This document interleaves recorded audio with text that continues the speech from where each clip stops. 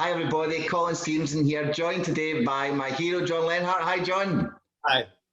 Now today we're on another fantastic subject, as we do every week, John. But this week it's something that we've all been on the receiving end of, but it's something that we've all done as well, and it's judgment. The world is living and run by judgment at the moment. We judge people on how they look, how they act, how they smell, how they speak, how they come across. And you know, we could go on forever on the judgment. So John wants to help discuss with us the definition of judgment and how this comes from the brain and how people's brains work when they're judging people. So please, John, fill us in. So the first thing is to understand the difference between, I'm going to say, testing and judging. We all need to assess what's going on. When we look at somebody, we all need to have an assessment. So we can look at somebody and we can say, I don't think that person knows what they're talking about. Yeah. That's an assessment. That's okay. Yeah. Judgment is when we value somebody. Judgment occurs when we say to somebody, you don't know what you're talking about, or you're an idiot. You don't know what you're talking about. So that's the first step, is people will interchange that word judgment for assessing or testing and judging. So I want to make sure we understand this. It's okay to determine or assess a situation. That's great. Judging is when you decide the value of another person or another thing, and now you're going to try to enforce that value on that person and everybody else. Yeah, and this is done quite often through a lot. I mean, you and I have both been judged on LinkedIn on our videos because people don't seem to have the contrastive thinking to understand it, you know, and contrastive thinking is a part of judgment, is a part of testing, you know, and going into these type of things. Now, I've been judged most of my life, and this isn't me, sob story, poor me, boo-hoo. This is just because I've always went and questioned the narrative. And I've always went and tried to look at things differently. Now, whether it's ways of life to conspiracy theories to, you know, my own understanding, it doesn't matter, because that is my way of trying to understand and come to the truth. But what I find is there's people that are too quick to close you down and then force what their thoughts are. Now, I believe with the current situation a lot across the world that there's a lot of judgment. And based on probably the very top tier of where we get our information and things like that, you know, and no one's allowed to feel or think anything the opposite of. So it's almost like we are being judged if we do, and that's been almost given to people, like, do not listen to these people, do not do this because they're talking nonsense. Right. So this is a really complicated topic, and we saved this for now because we've done enough of the principles underneath it that we can support it. We can go somewhere else. So when we look at judgment, when I look at situations, especially people judging other people, it's two-sided. So the thing is to realize that this is what makes it so complicated. Is it's a really, I'm going to say, a three-dimensional problem. It's two-dimensional, and then I'm going to show you the third dimension. So if we take the situation where you or I say or do something and somebody comes on and responds, there is also our response back. Yeah. So there's these two sides. So I want to start with the first side. So you and I will share information. Yep. We believe we share truthful information. And what I do is I look at how people respond. The first two responses do not deal with the information. And that should be your first sign that something's off. If you post something with information and the response is what's called ad hominem, that means to the person. If the response is, you're an idiot, you're not a doctor, if the response is at you and ignores the information, that should be your first sign that this person is judging you, and especially because they're talking about you. The second term is ad populum. That means to the masses or to majority. If someone says, well, most people don't believe that, that would actually be an okay statement. That can be a fact. Most people don't. You're wrong because most people, if you were right, then everybody would be doing it. That's ad populum. So those are the first two things to realize is when I'm looking at a situation, when someone comes rushing in, if they point out, if Colin, you give great information and someone points out how you look, or someone points out that you have to be wrong because most people don't agree with you, that should be your first sign they're judging you because they are not dealing with the information. Yeah. And that happens on a regular basis. I must admit, it happens on a regular basis. Now, you and I cover an array of topics, and it could be from ways of life to the way the brain works to behaviors to, we cover everything, down to things like racism. I mean, people don't associate that with the way the brains work or anything like that, but we kind of seem to put it all together. Now, obviously, I've got my information I put on LinkedIn, but I'm also on Facebook and I'm on Instagram, where the viewers and the interactions are always slightly different. People don't tend to hide behind the mask of business or professionalism on there. And this is where I find I get most of my positive and negative interaction based on what it is that I'm saying. And it's always, as I say, when you come in and you talk about, it's always the reaction. People always judge me and not think about what information is being said. And we predominantly work on LinkedIn. And because we would love the business, the people in business, and everyone that's helping other people to be able to help them better. Okay? But if they're able to judge us and what we are trying to do, they're actually not trying to help anyone, and they're making things worse. Right. So on those other platforms, Facebook and Instagram, people do this ad hominem and ad populum, and those have been known for thousands of years as logical fallacies. So that should tell you the mentality of that group or the culture of that platform. We're on LinkedIn because we expect professionals not to participate in that. Because professionals, when they participate in logical fallacies, they ruin their own credibility. Yeah. So ideally on LinkedIn, we're trying to have some credibility. So on LinkedIn, people might respond to the information.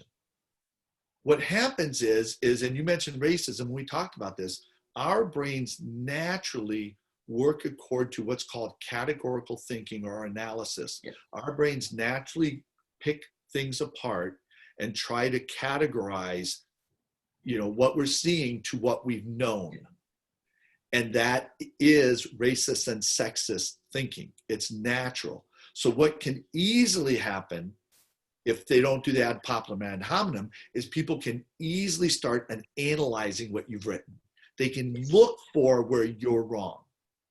And it's natural. We all naturally do that. We're all naturally contrastive on other people. We all naturally read other people's information, and we all naturally instantly, without even trying, it's not even a superhero ability, we instantly find where other people are wrong without even trying.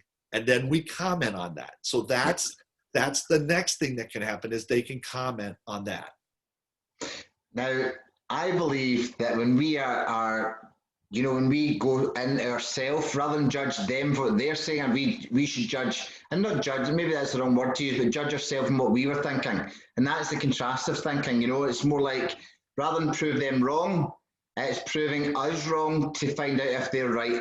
And this is why there's so many interactions that are off online, why there's so many trolls. I mean, I don't even like using the terminology troll, right? Because that's calling somebody their name and judging them based on their behavior, where we're not looking at the cause of the behavior. So even saying a troll, to me, it's going back into this kind of way of life that we're trying to get away from. So there's always an assessment to be made, as you quite rightly said, but assessing the situation where they're coming from, and this is the reply, which I'm sure you were just about to get on to. So how we deal with that judgment or being judged is how we're going to be able to move on, how we can diffuse the situation. Right.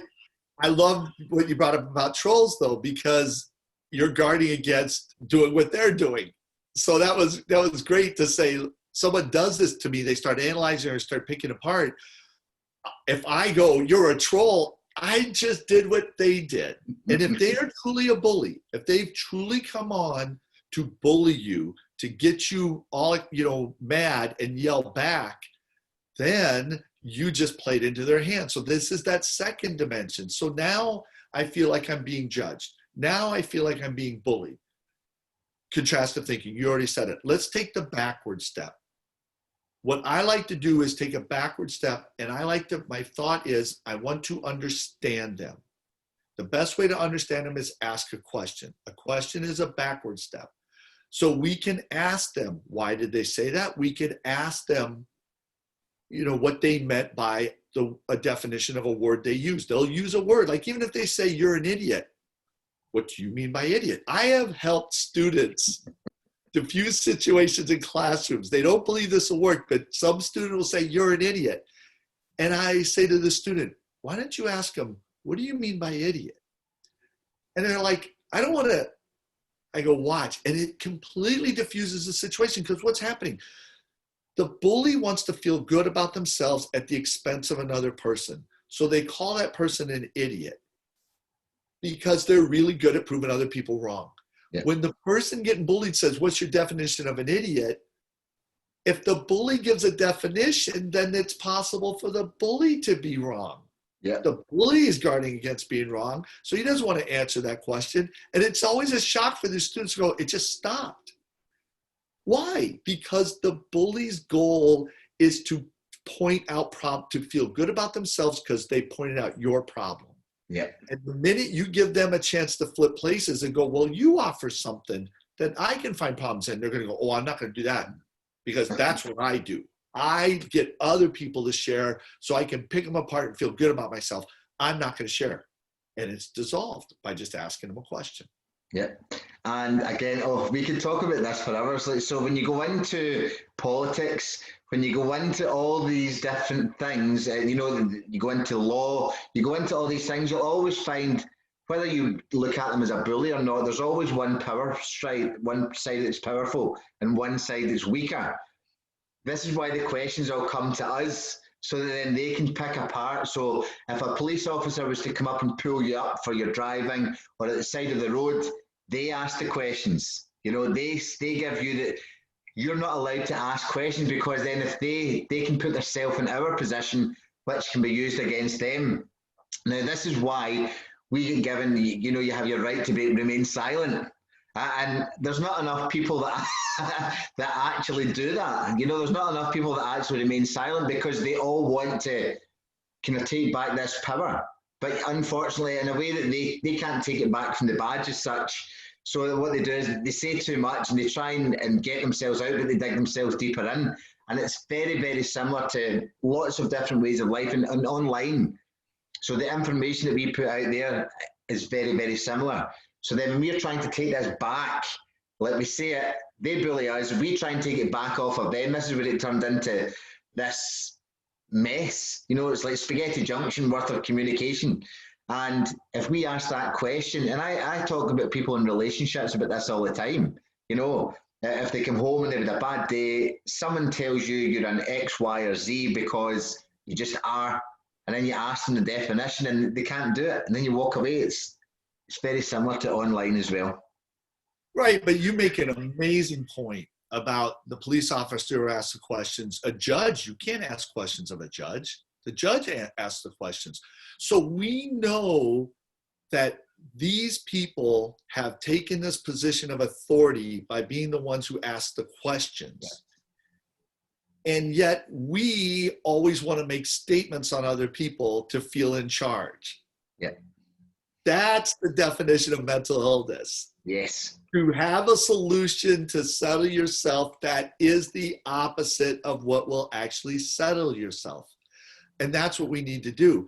Now, there are instances where you ask that question and the person suddenly realizes and they answer the question back. And so remember, we talked about there being this 40 flip gap between our intentions and our behavior. Yeah. So if we ask that question, we give people the chance to be excellent. So I always like to say one of my rules is give others the chance to be excellent. I ask people their definitions in order to give them a chance to be excellent.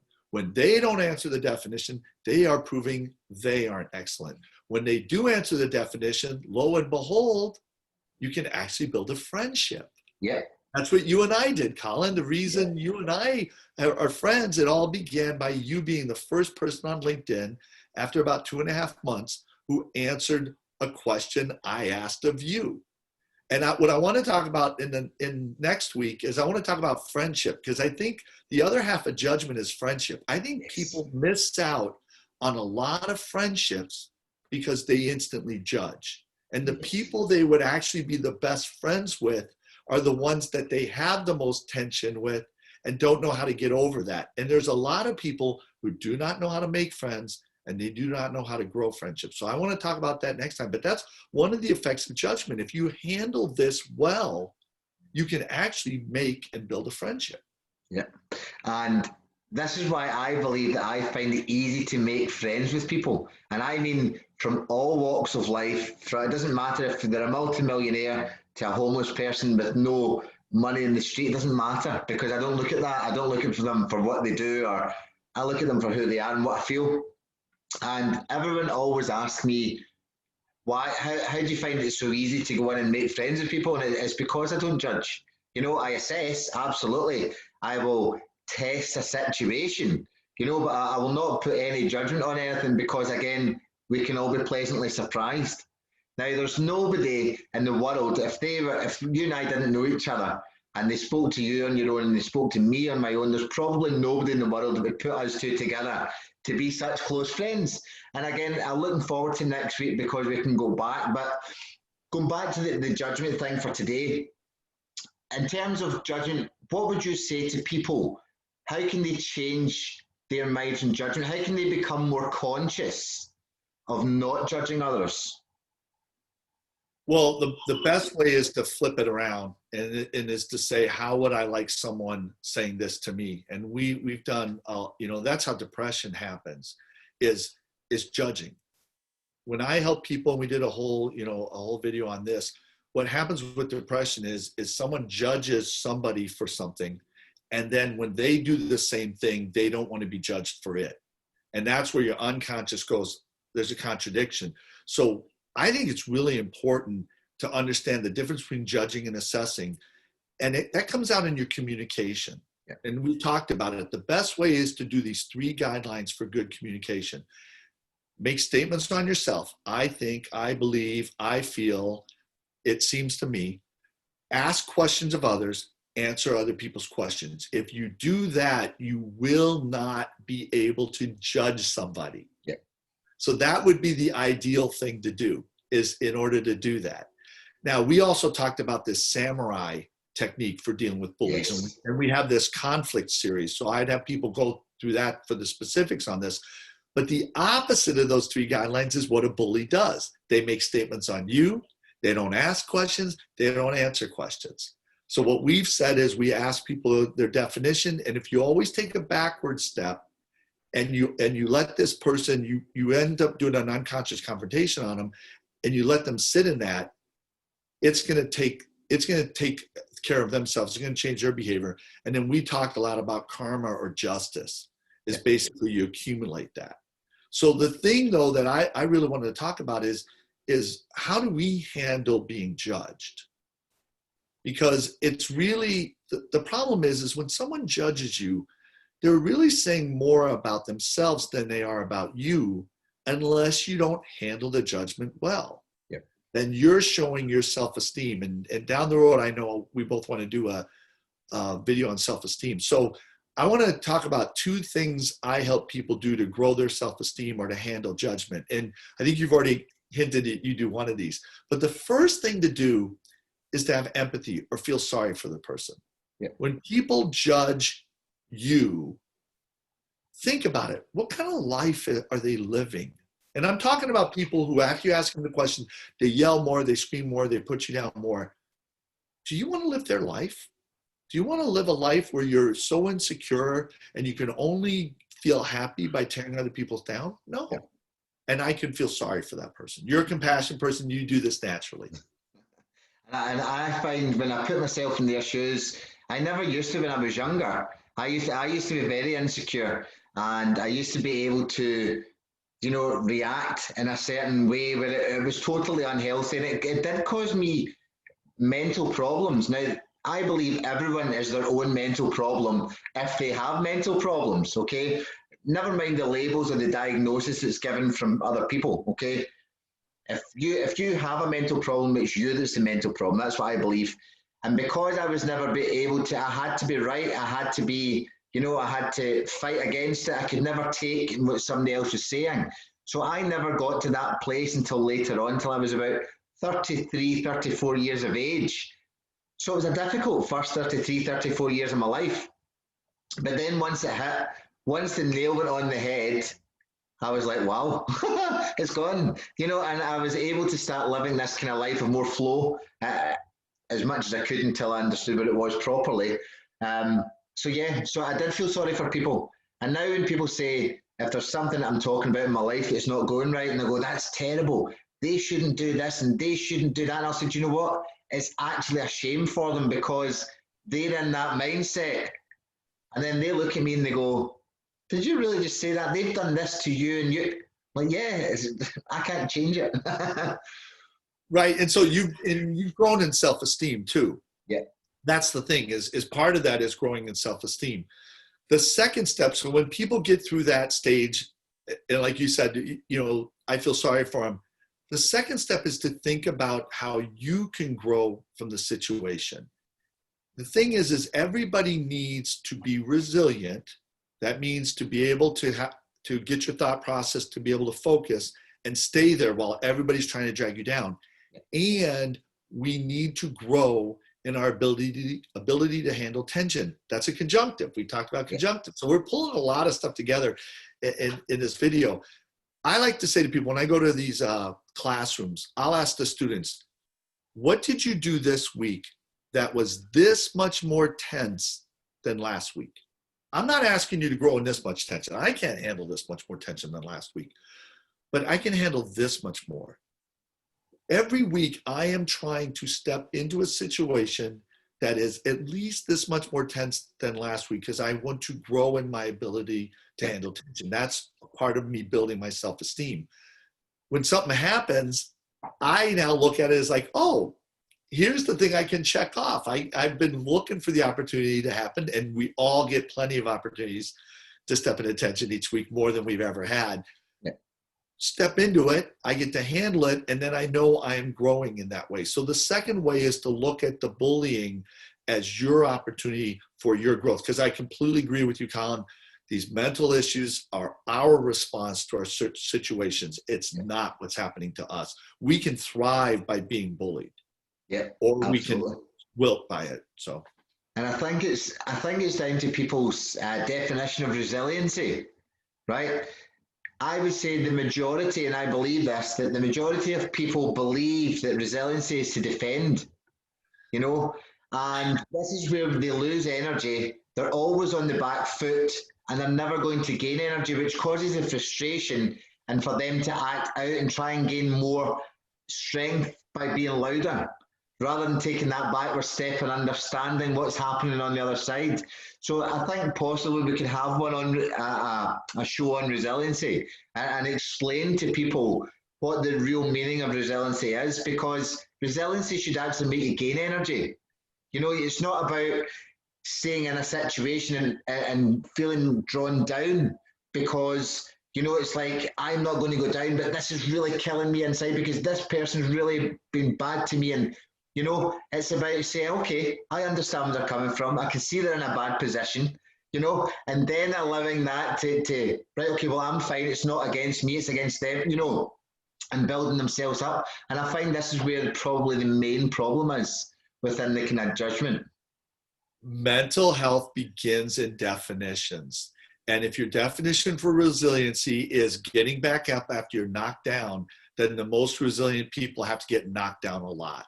And that is abuse. So I completely agree with you. We definitely do a video on resiliency, because the minute you find out someone's definition, you can figure out if it's going to be healthy or unhealthy. And that's why a lot of resiliency is unhealthy right now. Yeah. Now, just to finish us all off, John, in terms of the people that make the judgment, which is on a daily basis, like, and I'm going for 99% of the population here, what would you give them as your last words for today? I would say, is that working for you? I'd ask them, is that working for you? Does this make you happy? Is this getting you, are you in a better place this month than you were last month by judging people? Yeah. Because that judging gives you a short-term boost of energy, but long-term, you can't be feeling good about your life. I know their unconscious knows it's not the right answer. So that's what I would do, is I would say to people, is this approach causing you to be happier? Yeah, because if you do what you've always done, you'll have what you've always had. And I say this to people all the time. It's time for the habits to change. And judgment is the first habit that I believe we can all change. Once that removes, we can bring in love, we can bring in truth, we can bring in all our fantastic other videos that they can come and watch, you know. So, yeah, judgment on a whole is unhealthy. And we can allow people to come back and ask us questions, and they're welcome to come back and reach out to us if they want to understand how not to judge, because people find it hard to break the habits of a lifetime, you know, but you can teach an old dog new tricks. And I believe that you can do this right up until people, it doesn't matter, and if they're in their 80s, 90s, 100s, you can still teach people. And it's about putting into practice rather than overthinking. So I welcome people, and I'm sure you will as well, John, people to reach out and ask us questions on that. But thank you so much for today. It's been a pleasure. Thank you. Speak to you soon. Cheers, John. Bye. Awesome.